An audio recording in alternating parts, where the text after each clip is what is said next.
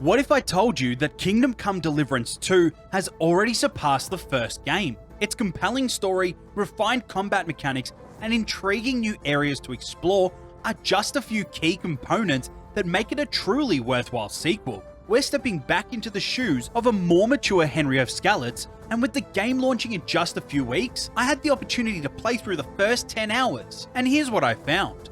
The version I played for this preview is not the final build of the game. It was provided by the publisher specifically for this video. The story, unlike the first game, starts off straight in the thick of it. Holed up in a castle with an army advancing, you play as Father Godwin as you fight back against the opposing forces. There is no sign of Henry, but instead it's Sir Hans who steps in to fight alongside you. After a quick series of events, Hans is planted to the ground with an arrow in his chest, and the scene fades. Taken back a few weeks in time, it is now indeed Henry at the helm, riding alongside Sir Hans to deliver a letter to a lord in a faraway region. RPG sequels with the same main character have a tough dilemma. Players want to feel like their character is getting stronger, but that's hard when the hero was already powerful at the end of the last game. You can't just make them weak again without it feeling weird. So game developers need to find clever ways to explain why the hero isn't as strong anymore and give them new ways to grow. At the end of Kingdom Come Deliverance, Henry is by no means a powerful hero, but he still needed a bit of weakening. Would you care to engage in a duel?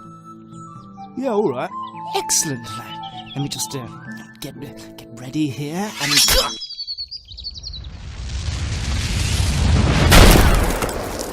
I feel quite hungry. So, for the sequel, they do a pretty good job of explaining why Henry's not as strong anymore, even if it is a bit on the nose. He and Sir Hans get into trouble with some bandits and end up running for their lives. Things go from bad to worse when Henry attempts to take one down and they both fall off a cliff. Henry does indeed survive by landing on the bandit, but he's banged up pretty bad and not nearly as tough as he used to be.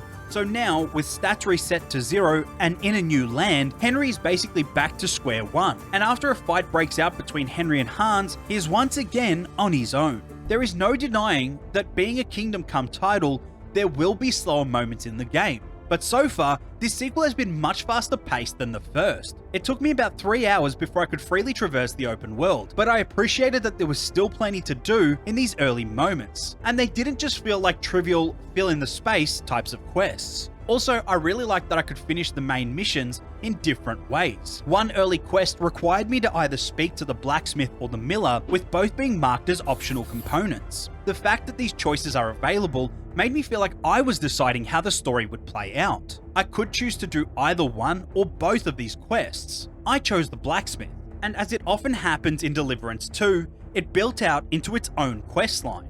So sometimes you may be completing a quest within a quest within a quest. Bro, what are you talking about, man?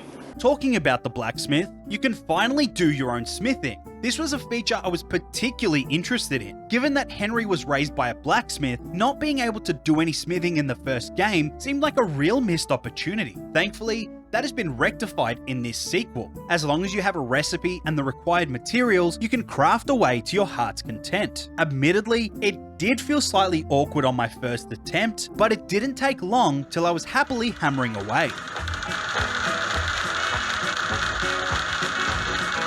Mechanically, the game is still similar to the first, particularly in the combat. Without doing a full breakdown of the mechanics, whichever direction you move the right stick from, combined with the attack button, is the direction you will swing, whilst flicking the stick down, as long as you have the appropriate weapon, will attempt to stab. However, the changes that have been made, at least from what I've seen in these early hours, is that instead of the 5-point star system from the first game, the UI has been simplified to a left swing, a right swing, an overhead swing, and a stab. Now, I have noticed that these options changed slightly when I was using an axe, in particular, lacking the option to stab. So there may be a possibility that some weapons have more attack options. But from the swords and axes I have used, I have only seen those basic ones. I personally enjoyed this simpler system, as it makes pulling off combos easier to remember and execute. However, this doesn't mean the fights aren't still a challenge. I still found myself well out of my depth in a few fights whilst trying to be a hero. Sometimes it is just better to walk away. That means I turn it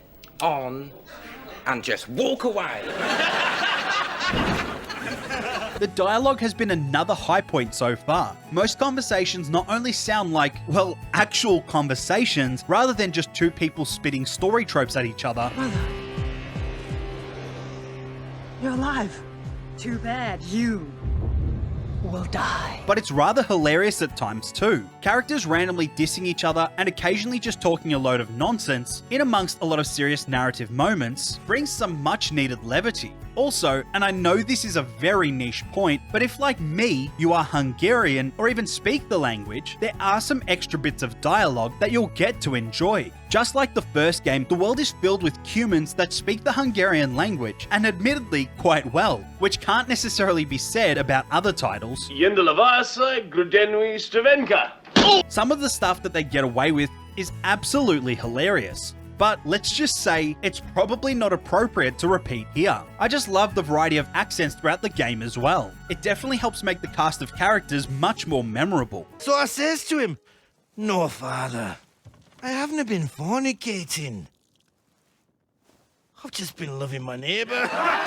There is so much more that I didn't get a chance to check out during this preview. I must say, I am very intrigued to see what weapons can be crafted at the blacksmith in the future, how Henry's story will shape around parting from Hans, and if that intro is anything to go by, there is a lot more to explore in Warhorse Studios' latest outing. For more Kingdom Come Deliverance 2 coverage, keep your eyes on our channel The Beta Network for our final review, which will be out in time for the game's full release.